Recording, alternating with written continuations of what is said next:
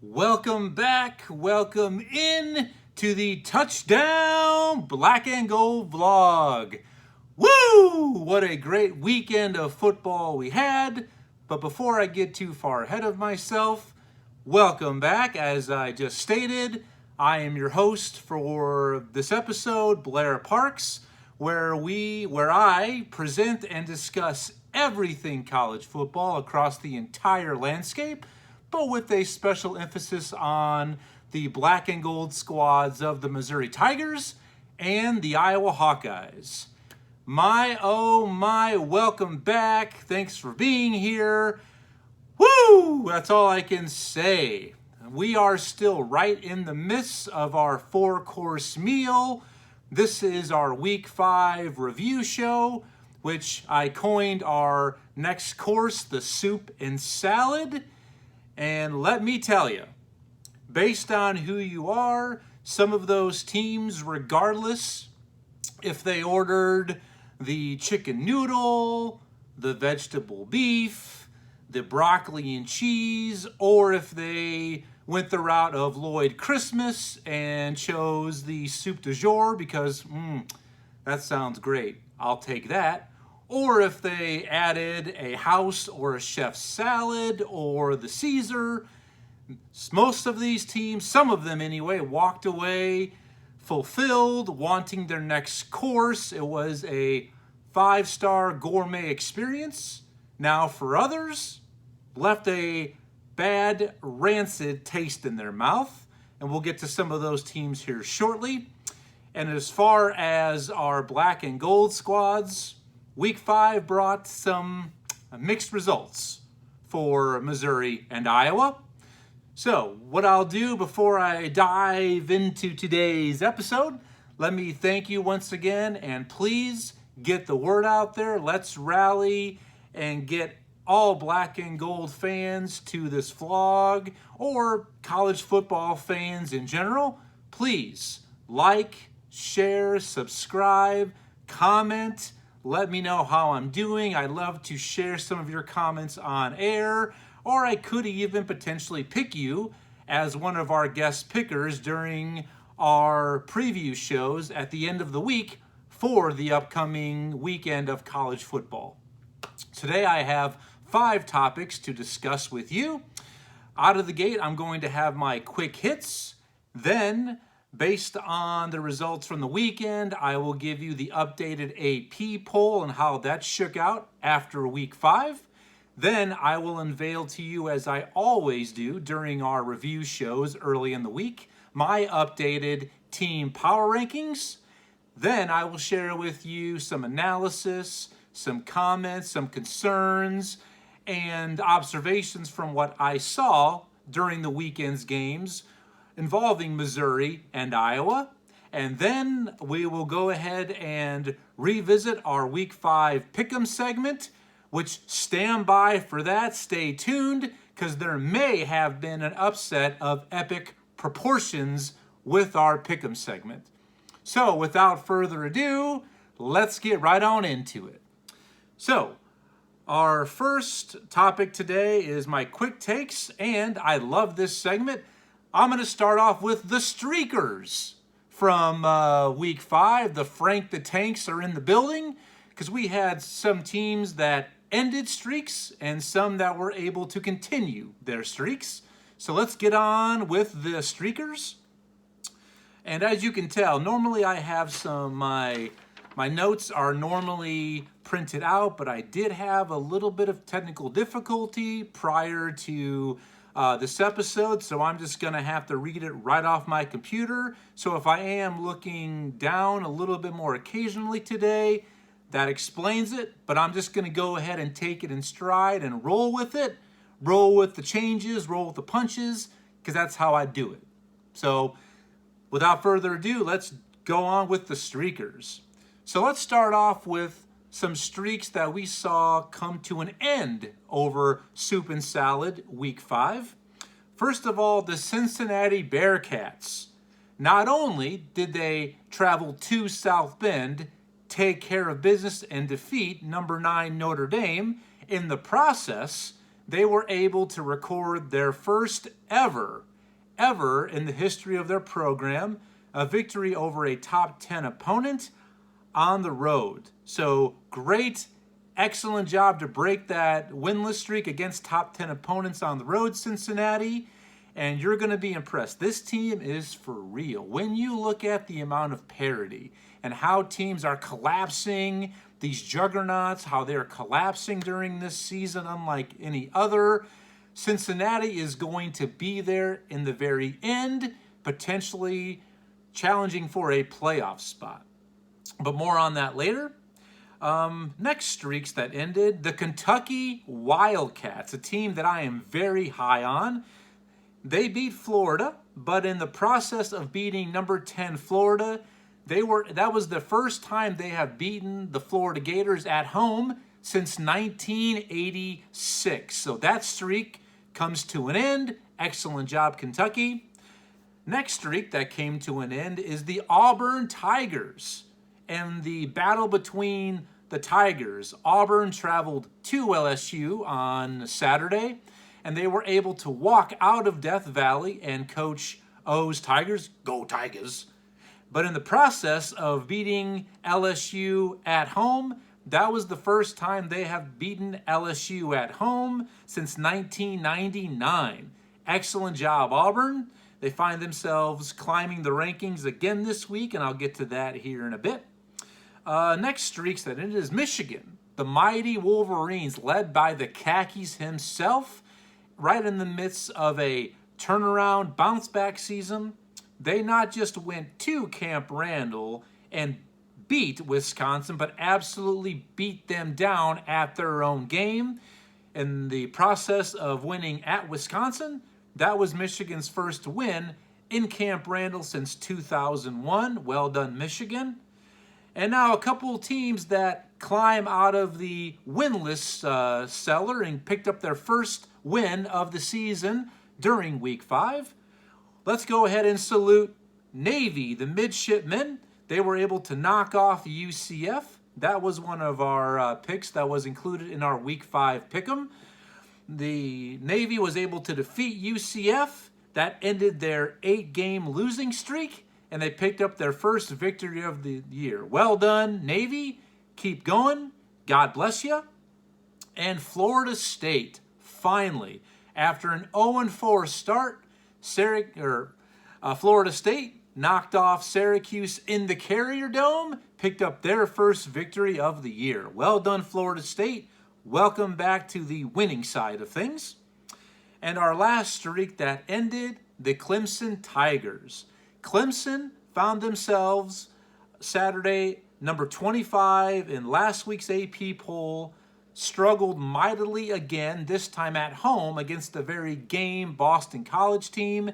They were able to pull off the win very late in the game due to a muffed snap by Boston College. So Clemson did squeak by, but looking very lackluster again, nothing near being impressive. They now drop out of the AP poll, which they find themselves unranked for the first time since 2014. So Clemson's streak of being ranked has now come to an end.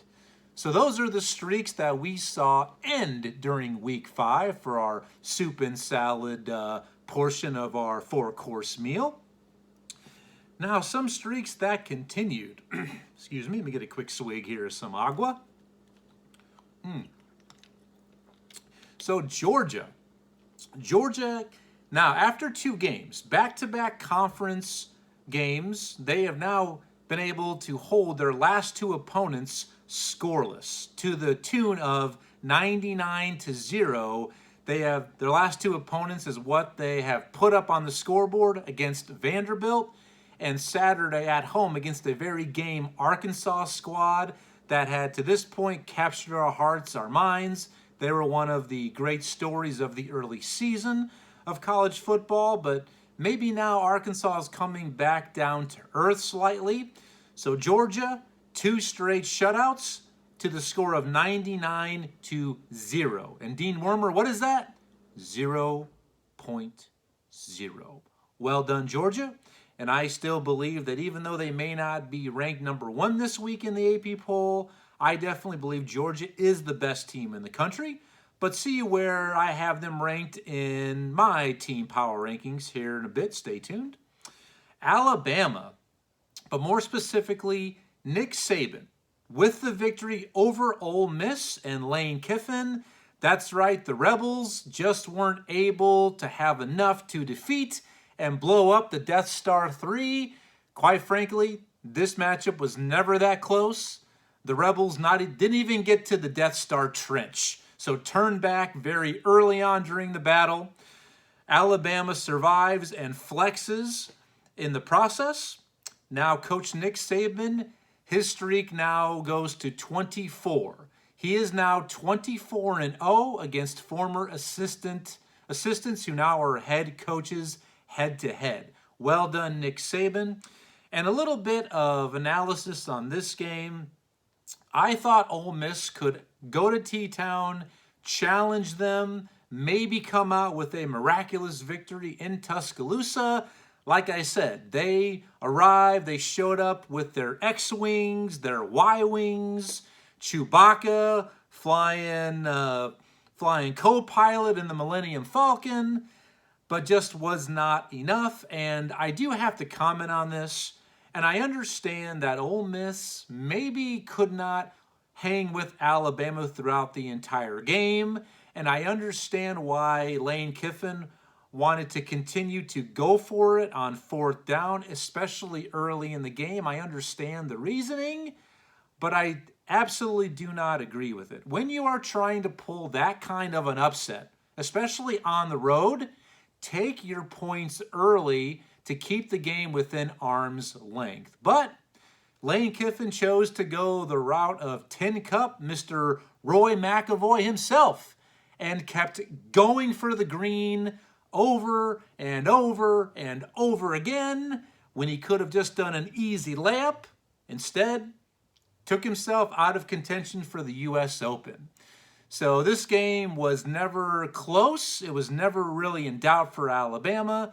I mean, and that is not me slandering or punching Ole Miss. They just didn't have the horses to pull it out anyway. But maybe early on, taking a couple field goals, maybe it just would have given them a little more hope. Because as we all know, rebellions are built on hope. Just not during week 5 with that big matchup, which was our spotlight game in Tuscaloosa. So well done to Nick Saban. Your streak extends to 24 straight against former assistants. And now next one is Texas A&M. Now, Texas A&M, more specifically, Texas A&M was knocked off at home Saturday night against Mississippi State, which I did not see this outcome coming at all. But this is now back-to-back losses for Texas A&M, which they might find themselves unranked. Stay tuned for my AP poll, which is our next topic. But in the process, sometimes where there is a loss, there is a win, and there is victory, at least for some. And that person would be Coach Jimbo Fisher. So, the last 2 weeks, his team took 2 L's, tough L's, by the way, which now completely eliminates them from the SEC West contention and absolutely from the college football playoff. A team that was ranked in the top 10 had very lofty expectations. But in loss, again this week, let's cue it up. Coach Jimbo Fisher, money, money, money, money, money, money, money, money, money. He collects $625,000. That is what each game is worth to him when you break down his salary over a 12-game season. So the last 2 weeks, he has collected $1.25 million during 2 losses. Great for you. Great for your agent and your family. I mean, where the hell was my guidance counselor? I mean, I could have used this sort of advice once upon a time. But the beat goes on there at A&M, and you just gave him a raise, and I I don't sugarcoat this. I think this man is a fraud. He's a fake. He's not what he's fake news. He's not what he's made out to be, but yet you pay him this amount of money and now you give him a raise at the end of the season. And I wholeheartedly expect them to lose 3 in a row because this Saturday they host number 1 Alabama, which that'll definitely be a part of our Pick'em segment later this week.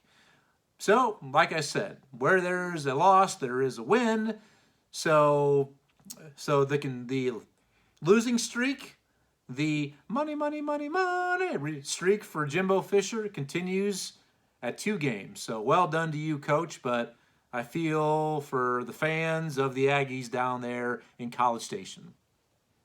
And the last streak that continued, got to give credit and props where credit and props are due. My Iowa Hawkeyes, they took care of business Friday night, potential snake pit at Maryland. In doing so, they recorded their 11th straight victory going back to last season, one of the longest winning streaks in the country, but also their streak on defense of allowing opponents 24 points or less extended to 27 straight games. An absolute miraculous stat. I mean, that streak may never... It's going to end at some point. I mean, make no mistake, this is not going to last forever. But when this streak finally ends, when somebody is able to score 25 points on the Iowa defense, at that point, it'll just start over. But it's going to be a very long time until we see a streak get near this number of games, especially now in the era that we live in, when it's points, and more points. So to extend this streak to 27 games, I mean, it's almost hard for me to put in words. I mean, I consider myself a halfway well-versed human being, but it's tough for me to describe just what this means and how big and difficult it is for a defense to have this kind of streak, especially when it's a defense that's not riddled with 5, 4, even 3-star recruits. It is a no-name defense that just schemes and executes well and plays together. That's what makes it even more impressive, what's going on there defensively in Iowa City with my Hawkeyes. So that is the streakers for this week. The next thing I'd like to bring up for my quick takes segment topic is the unusual suspects. And this is when I put out an APB every week during my review show and highlight and give some props, shout outs to some teams that still find themselves surprisingly undefeated. In the ACC, Wake Forest is the lone ACC team that is undefeated. They find themselves ranked. Who saw that coming? In the Big Ten, the great state of Michigan. Both Michigan and Michigan State remain undefeated, both highly ranked. In the Big 12, very few people, if none, saw this coming. Oklahoma State finds themselves ranked and undefeated still after Week 5. In the SEC, I mentioned Kentucky, still undefeated, potentially ranked. Stay tuned for my AP poll unveiling. Out of the American Athletic, my boys, SMU, the Mustangs, still find themselves undefeated, potentially ranked. Out of Conference USA, if you've been watching, you know me, I am high on the UTSA. Very nice. The UTSA Roadrunners, still undefeated out of Conference USA. The Mountain West, we have 2 teams that remain undefeated. We have the San Diego State Aztecs and the Wyoming Cowboys. Maybe one or both might find themselves ranked. Stand by. And independence-wise, we have BYU. BYU is the lone independent standing. I'm still standing after all this time. So BYU is the only independent that is undefeated following Notre Dame's loss to Cincinnati Saturday. And Army, the Black Knights, went on the road, took a loss at Ball State. So well done to the unusual suspects. Keep it going. Let's add to the parody of this great season. of college football. And what a season it's been. It's been absolutely phenomenal, so enjoyable, a breath of fresh air, because we don't really know what to expect moving forward. But I will say this as a little prelude. The next course, week 6 coming up, is our main course, our meat and potatoes, our spaghetti and meatballs. It could be our fish and chips. So this is where we are going to have more separation. And then the following week during dessert, I think we're going to have our legitimate contenders will be revealed. Who are playoff teams? Who are teams just slightly on the outside looking in who might need a little bit of help to get there? And everybody else. So this is excellent. I love this season. This is what makes Saturdays in the fall so great. I mean, there is so much more meaning to this season because we do not have clarity quite yet. A moment of clarity like addicts would mention when they have a little bit of clarity on a subject. But yeah, this is excellent. I mean, this has been such a good ride to do this, to be here, to share this passion with you, to inform you, to keep you involved. Please like, share, comment. Let's keep the ball rolling on this. Now, without further ado, let's go ahead and move into my next topic, which is the unveiling of the AP poll post Week 5 entering Week 6. Let's start with our poll highlights. Welcome to the poll. These are teams that are making their initial rankings in the poll. That is San Diego State, the Aztecs, undefeated, being ranked this week. SMU, my Mustangs. Arizona State, but Arizona State was ranked to start the season, dropped out after, I believe it was week 3 when they lost at BYU. But with their big victory at UCLA Saturday, find themselves rejoining the rankings. Texas, after taking it right there on the chin at Arkansas early this season, they find themselves ranked after going on the road, taking care of TCU. So welcome back to the rankings, Texas. And Kentucky, they break the rankings for the first. They break the poll for the first time this year. Welcome, Kentucky. So those that are moving up. So moving up, we've got Oklahoma State. They moved up 7 spots with their victory over previously undefeated Baylor in Stillwater. Michigan State, they moved up 6 spots when they took care of business at home against Western Kentucky. Wake Forest and Michigan, with their victories, both moved up 5 spots in this week's poll. Good victories for both of those squads. Wake taking care of business at home, and then Michigan, as I stated during my quick take segment and topic, winning at Camp Randall for the first time since 2001 in dominant fashion. They both move up 5 spots. Cincinnati and Iowa, they both move up 2 spots with their victories on Saturday.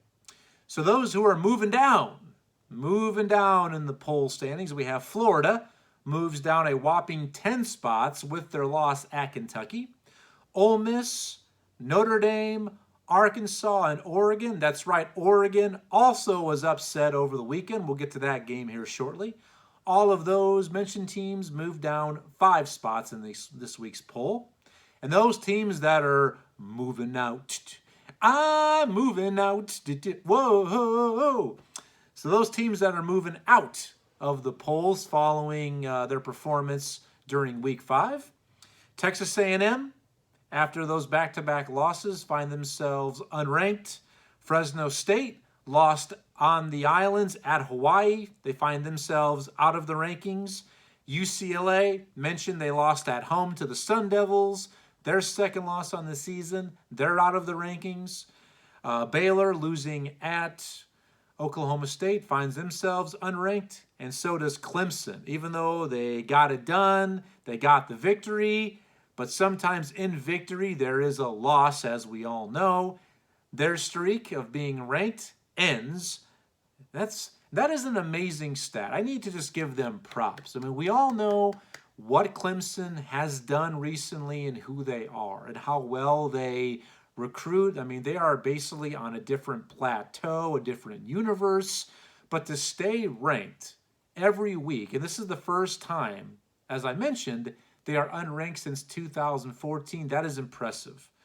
So, excellent job, Clemson. I'm sure this team can right the ship. Even though they haven't looked the part this year so far, because of the ACC, they still could very easily find themselves winning the conference, but still being left out of the playoffs. So we'll see what materializes in that conference. So let me go ahead and give you some where they are. So number 25 is San Diego State. Number 24 is SMU. 23 is the NC State Wolfpack. I got to work on my wolf howl, I think. Arizona State, number 22. Number 21 is Texas. Number 20 is Florida after dropping 10 spots.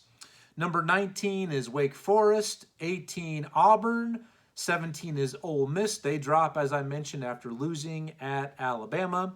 16 is Kentucky. You know, they break into the polls with that big win.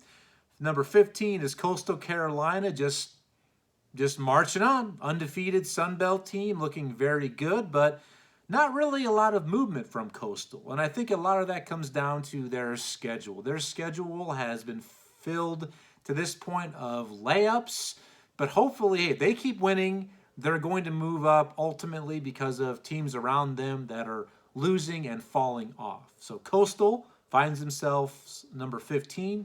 14 is Notre Dame. They drop out of the top 10 with loss at home to Cincinnati. Arkansas, number 13. Oklahoma State, number 12. Michigan State, number 11. BYU, number 10. Michigan, number 9. They cracked the top 10 this week.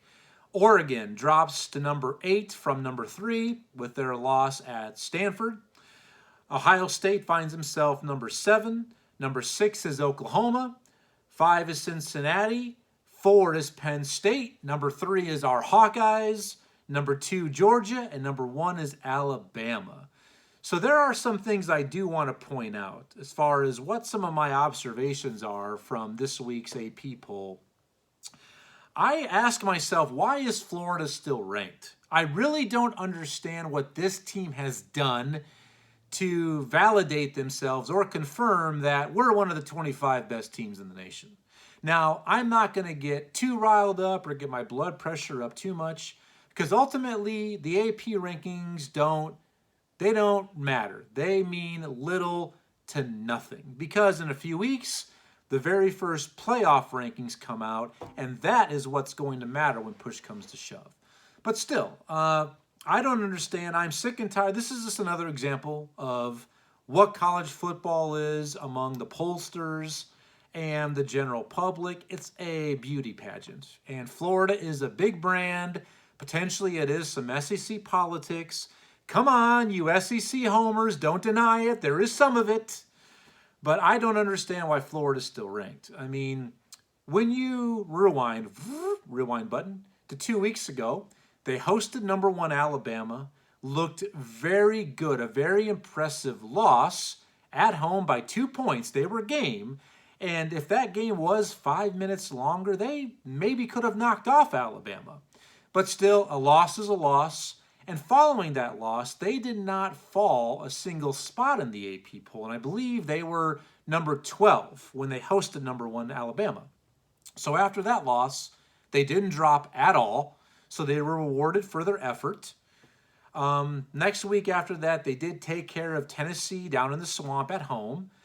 But this previous week, week 5, losing at Kentucky, as I've stated, they dropped to number 20. So I don't understand. When you look at that, they have 2 losses within a 3-week time frame. Their one victory did not come against a ranked team, but they fall a total of, 8 spots from 12 down to 20. 2 losses within 3 weeks, excuse me. This team does not deserve to be ranked, and I don't understand it, but it's the way it is. The beauty pageant continues.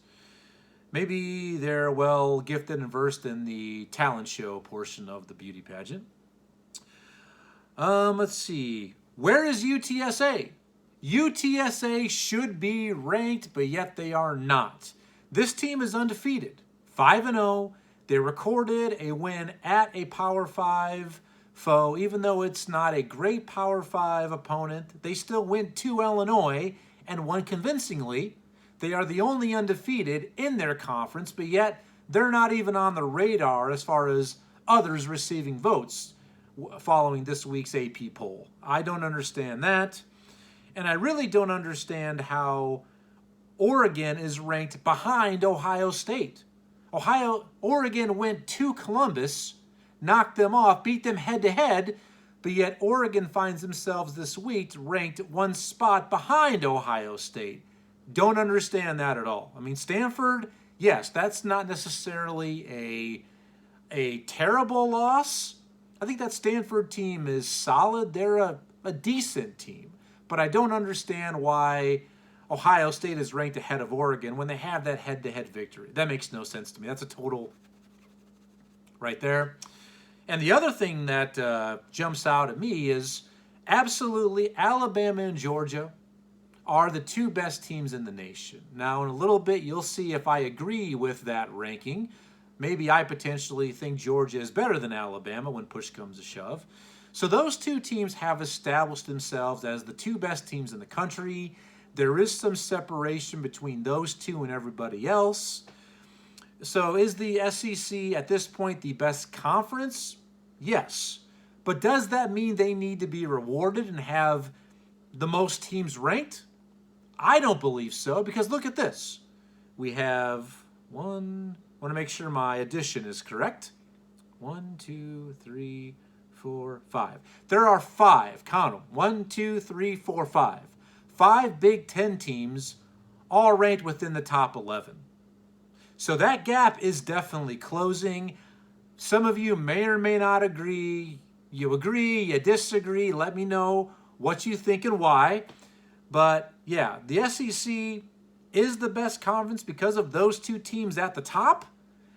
But are they hands down the best conference overall?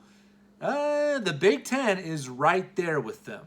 And the proof is in the pudding, in the polls, and also in my upcoming team power rankings, which is coming up your way here next.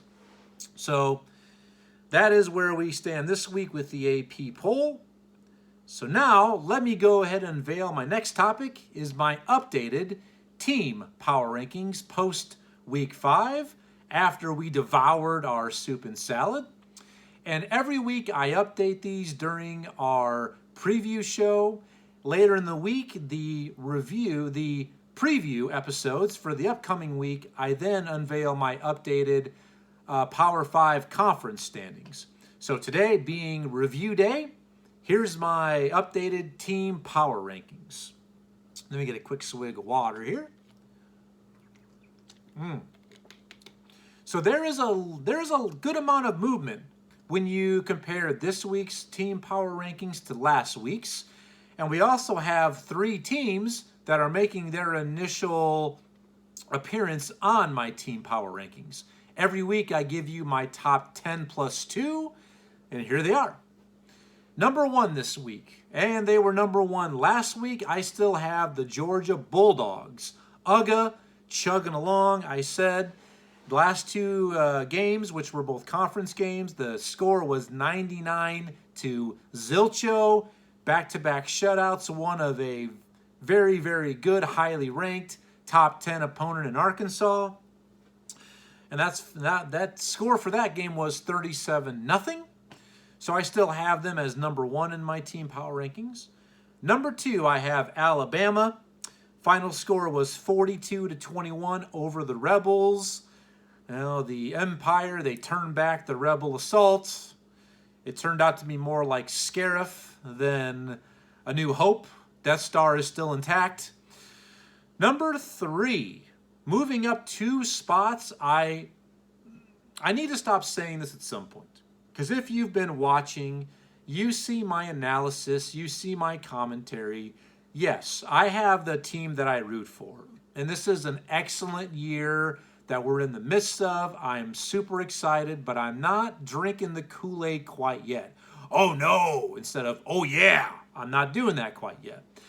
But I need to start looking at this from a fair and balanced perspective, and I always do. But today, my number 3 team moving up 2 spots are the Iowa Hawkeyes, and here is why. I did have them jump Penn State from last week. Actually, last week I did have them ahead of Penn State, so I keep them there. Iowa absolutely dismantled Maryland, which I thought, if you recall, if you viewed last week's Week 5 preview show episode, I did state that the game at Maryland scared me way more than this coming week's huge matchup with Penn State. I thought maybe Iowa could have a potential letdown, a look-ahead game, facing a pretty studly offense up to that moment. I thought this was going to be a tough game for Iowa, and I actually, like an idiot, picked Maryland to win. I went on record, and absolutely I was way off on that pick. So 51-14, they forced 7 turnovers of Maryland. So I did move my Hawkeyes up 2 spots to number 3 on this week's team power rankings.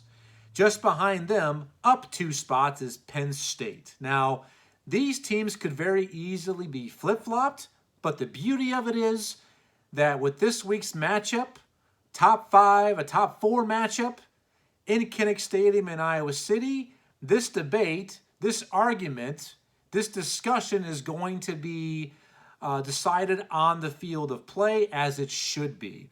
So stand by. Next week's power rankings could look a little bit different, but number 3 and 4 in both my team rankings and the AP poll is going to be decided this week on the field. And I am so super excited for that upcoming game. And definitely, as you can assume, that's going to be a major topic of discussion during the Week 6 preview show later this week. So make sure to tune in for that one.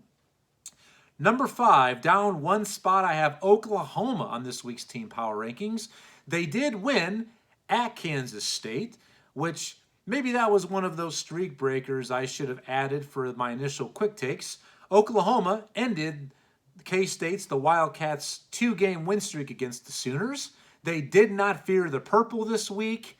They did win 37-31, so didn't win convincingly, but still got the loss. But how well Iowa and Penn State looked, I mean, I've got to move Oklahoma down 1 to number 5. And something else I forgot to mention, Penn State did win. They pitched a shutout at home, 24-0 over an Indiana squad. And Indiana just doesn't look like the team that we all expected them to be. I mean, if you recall, that was Iowa's opening opponent in Week 1. And both the Iowa and Penn State victory over Indiana was impressive, flexing Arnold Schwarzenegger style. It was 24-0 Penn State over Indiana, but Iowa's margin of victory over Indiana, also at home, was 34-6. So another reason why I still have Iowa slightly ahead of Penn State. So Oklahoma at number 5, down 1 spot. Number 6, Cincinnati. The Bearcats, they took care of business. They won their Super Bowl in South Bend, picking up their first ever road win against a top 10 opponent. I have them up 1 spot to number 6. Number 7, Oregon. I have them dropping 4 spots from last week's team power rankings. Like I said, they were upset on the road at Stanford in overtime, 31-24. Really kind of botched the game. In the second half, a lot of just critical dumb penalties on Oregon. Really kind of cost them the game. But still not taking anything away from Stanford and the Nerds. They were having a good time. They deserve to celebrate. So I have Oregon down 4 spots to number 7. Number 8 on this week's team power rankings, I have the Ohio State University. And I have them moving up 1 spot. They went on the road absolutely dismantled a much improved, better Rutgers team of 52-13. And like I said, with the head-to-head, there's no way that I'm going to put Ohio State ahead of Oregon quite yet. I just can't do that, and I'm not. The regular season has to matter, folks. So I highly disagree with the AP poll, as you just saw in my previous segment and topic. Number 9, I have BYU moving up one spot this week. I am absolutely on board the BYU train. This is an independent that I think is going to make a lot of noise. When you look at their schedule, they are still going to have some tough games. And when push comes to shove, at the end of the season, they would have played 5 Pac-12 opponents. They also have a Big 12 opponent on their schedule. They travel in a few weeks to Baylor. They host an ACC team in Virginia. And you guys know I've mentioned the Virginia quarterback, Brennan Armstrong, absolute stud playmaker. So this BYU team has some good remaining games left on their schedule. At Baylor, at Washington State, at home against Virginia, and the last game of the year, they travel to USC. So if this team runs the table, they're going to find themselves not just in line for a New Year's Six Bowl, but they could potentially be right there for a playoff berth because their resume may look much better than Cincinnati's based on schedule. I mean, this is going to be an excellent conundrum that could unfold. Because I'd finally like to see the so-called Notre Dame rule, which is the independent rule. Is that going to be applied to independents other than Notre Dame if another independent is undefeated or sitting there with one loss? Hopefully that comes to fruition, but a lot more football to go. Number 10 this week, making their initial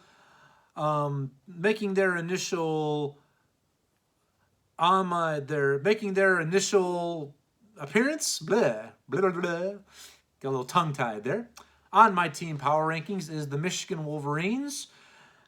I believe in this squad, and if you've watched previous episodes, I think this team is sneaky dangerous and a scary good team because there are no expectations, or there weren't anyway, on this team going into the season. But they find themselves in the top 10 in both the AP and my team power rankings. But I still need to see a little bit more out of the Wolverines to move them above that 10 slot. Number 11, making their initial appearance, is the Oklahoma State Cowboys, undefeated. And they are going to be a player in the Big 12. In the Big 12, there is high drama when I watch this race. Oklahoma is undefeated. Overall, Texas is undefeated in conference. They meet up this weekend in the Red River rivalry game. So one of those teams is going to get a conference loss. Iowa State, Baylor have one conference loss, but Oklahoma State sits there undefeated. They have no losses. So this race is far from over. It's going to be a very intriguing race in the Big 12. So I have them at number 11. And number 12, making their initial appearance, my last team on my team power rankings, is the Kentucky Wildcats. I love this team. I mean, strong defensively, have a dynamic 1-2 punch out of the backfield in Chris Rodriguez and my boy Cavassier Smoke. And they have a playmaker at quarterback in Will Levis and a dynamic playmaker in Wan'Dale Robinson. So I am high on this Kentucky team. Can they continue their success? They've got a big matchup this weekend. They host LSU, and that's a big matchup for both teams, but especially for my guy, Coach Ed Orgeron. Go Tigers! Because that seat is definitely warming up down there in Baton Rouge for Coach O. And if you watched my Crystal Ball episode, our episode 2 earlier this year, I did predict that Ed Orgeron would be released or dismissed as the head football coach at LSU. And I did pick that Billy Napier, the current coach at Louisiana, would slide into his coaching spot. We'll have to wait and see. I think I'm on to something. But that is my updated team power rankings for Week 5 entering Week 6. Now I'm going to go ahead and give you a little bit of insight, observation, analysis on how the soup and salad portion of our 4-course meal, how it tasted to Missouri and Iowa. Let me get a quick swig of water here. So it was a mixed result. One team found the soup and salad to be most appetizing, and the other, E. coli, salmonella, toxic, like some Britney Spears style. Very toxic. Let's start with Missouri. This was the toxic. I mean, when you look what they were facing, this was a must-win game, must-win scenario. As I pointed out during the Week 5 preview show, they needed this game. They needed a victory at home, did Missouri, but instead they got their asses whipped. And it reminds me of Animal House. Thank you, sir, may I have another? Whap-ap! Thank you, sir, may I have another? Whap-ap! That is what happened in Columbia on Saturday afternoon. Tennessee, which has not, to this point at least, been a vaunted offense, run up the score to the tune of 62. That's right. 62-24 was the final score. The Missouri defense, which has been an absolute plague, specifically their rush defense, gave up 459 yards. Now, wait, timeout, pause. That's not 459 total yards. That is just 459 rushing yards. Total yards, they gave up 684 total yards to Tennessee. I mean, I said this is a problem for Missouri that is not going to fix itself during the season. This is something that is going to go into the offseason. Hopefully they can just hope for better efforts to where, hey, hopefully we can hold this opponent to 200, 250 yards rushing. But that's what we really can hope for, because this is going to plague them the entire rest of the season. And as fallout from that, on Sunday morning, actually I think it was Monday, it was reported that Missouri had dismissed their D-line coach, Jethro Franklin. So we see the first casualty from this inept Missouri defense. And this is one thing that does scare me. I mean, getting to 6 wins is going to be difficult now. But even less than that, that just because of how inefficient and inept and deficient they are on defense, they may go winless in conference. I mean, when you look at their schedule, they have Vanderbilt and South Carolina. Those are the 2 best chances I predict for conference victories. But when you are this inept on defense, anybody has a fighter's chance to where, hey, let's just rush. We'll limit the Missouri's offensive possessions. Maybe we can get a couple turnovers from them. That is the formula to beat this Tigers team. So they might go winless in conference. It is not a stretch because of how just awful. Their defense right now is primordial ooze. It just is. So hopefully they can get to 6 wins. But right now, it's just win a game right now. And they do have a very good opportunity this week. It's homecoming, and they host mighty North Texas. The Mean Green come to town. So one game at a time, because it's not even more of a further stretch to say they may not even win a game the rest of the year. If they lose to North Texas, they might go winless over for the rest of the year. But yeah, so a sour taste left in the mouth of both the Missouri squad and us Missouri fans. And the reason why I give props, I cover Missouri, is I am a resident of the Show Me State. They're my local Division I Power 5 program. I have plenty of friends and family who went to Mizzou, who root for them, so I have a vested interest in them. But this is not the season that anybody wanted, and it's only going to get more frustrating. It's going to get worse before it gets better. Now let's move on to my Iowa Hawkeyes, our other black and gold squad. They did avoid the potential letdown game and spot that I did think they potentially could find themselves in. And then some. I mean, they ended up winning Friday night in our nation's capital over Maryland, 51-14. They took care of business on the road, and Maryland previously was undefeated, but the defense did what they do. Completely shut them down, locked them down, locked out of heaven. That's what it was. They held another opponent to 14 points. I mean, obviously, the streak continued to 27 games of 24 points or less, but this season, right now, the Iowa defense is only giving up 11.6 points per game. That is best for the third best scoring defense in the nation. They are a top 5 defense. This unit is that good, combined with a top 5 special teams unit, which they are. This is a good team, folks. And I think this was their kind of prove-it game to some, like, I think some people the doubters are starting to fade, but I need to see a little bit more out of them. And that starts with this week's big matchup at home against Penn State.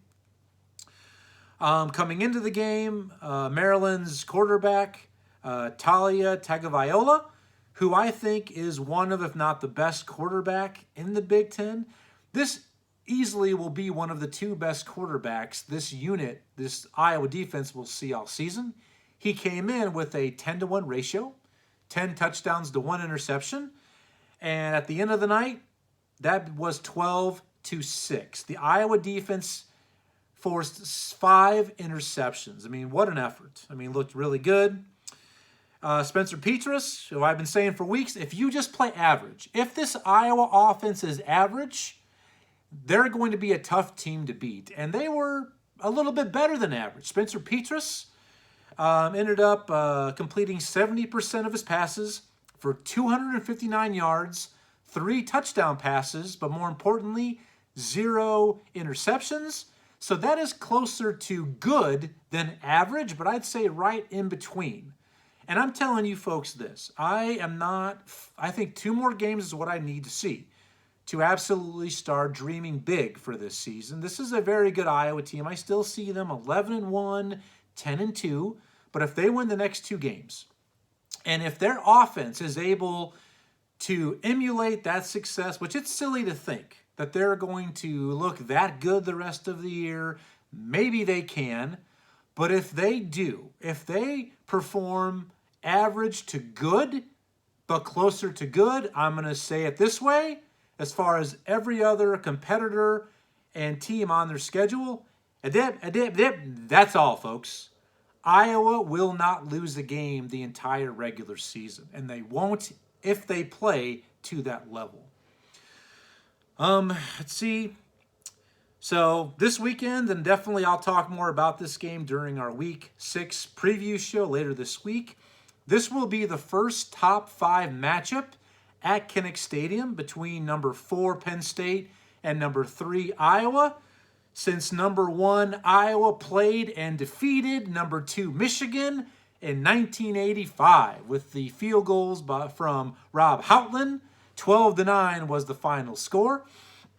And this might be the biggest home game that I can remember that Iowa's had in Kinnick since November of 2004, when they played Wisconsin and defeated them to claim a share of the Big Ten title. And I remember that game very clearly because I was there that day with a couple of friends, with my brother, we were all in attendance, and my girlfriend at the time, who is now my wife. And also we absolutely joined the crowd with storming the field while the Big Ten trophy was being passed around. So a great memory I have in my life.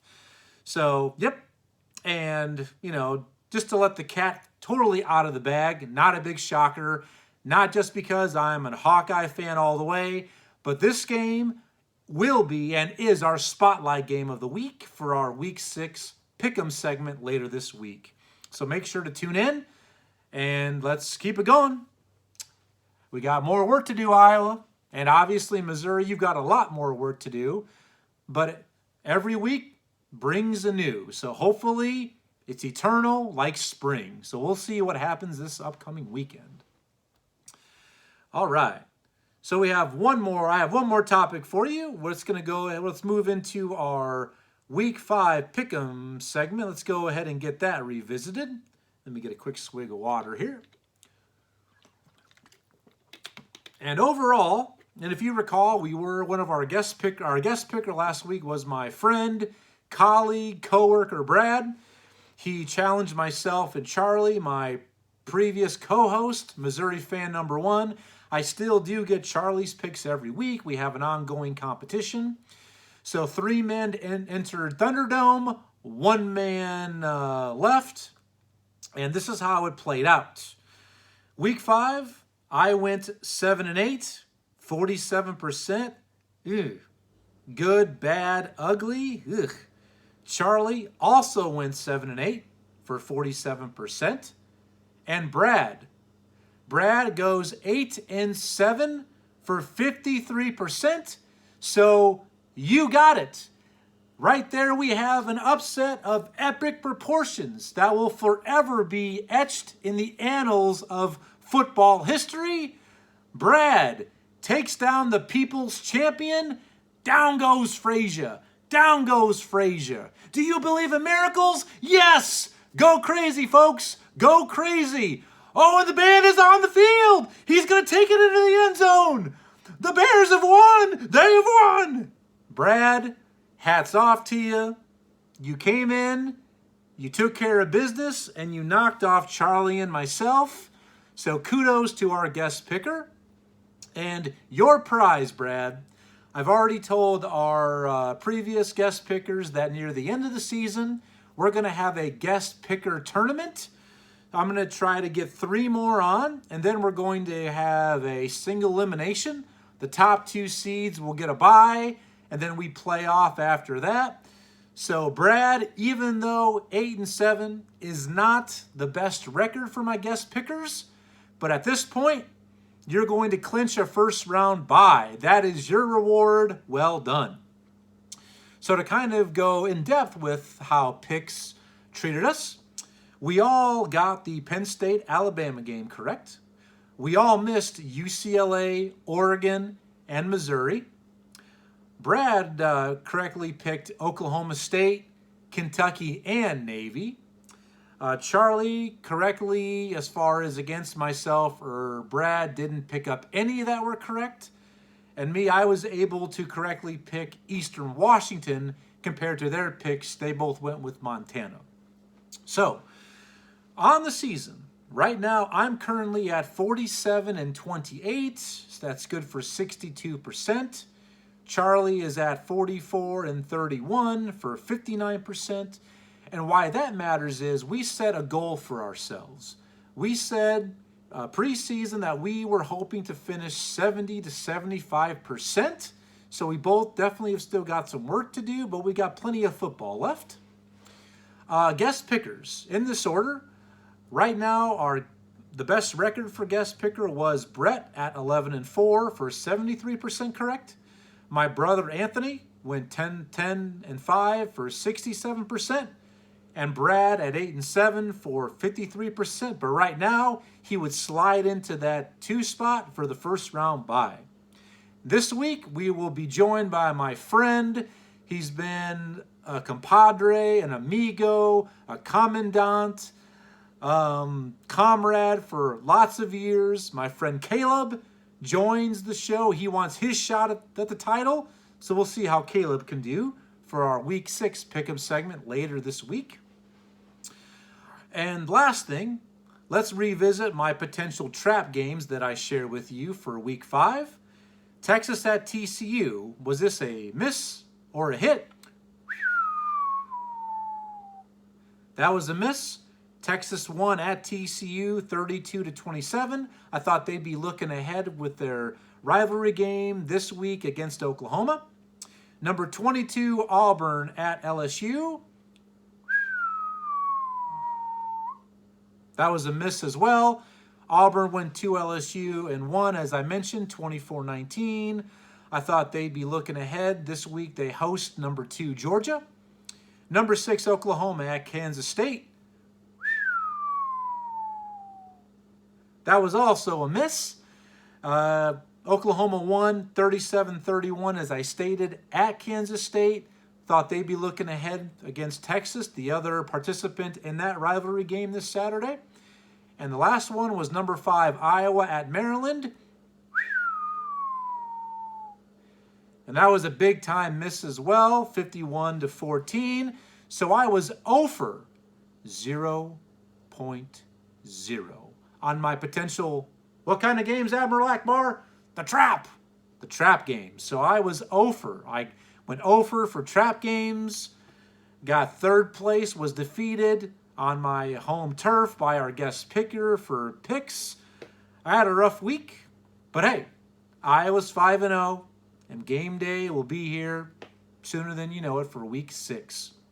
So that's it. I appreciate you being here with me. We've got, like I said, a great docket of games on the schedule for this Saturday. Please feel free.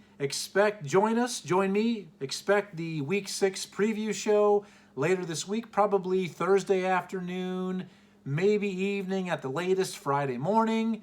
Feel free to join me then. I'll bring you up to speed on everything you need to know for week 6. In the meantime, though, please, I ask you to get the word out there. Thank you.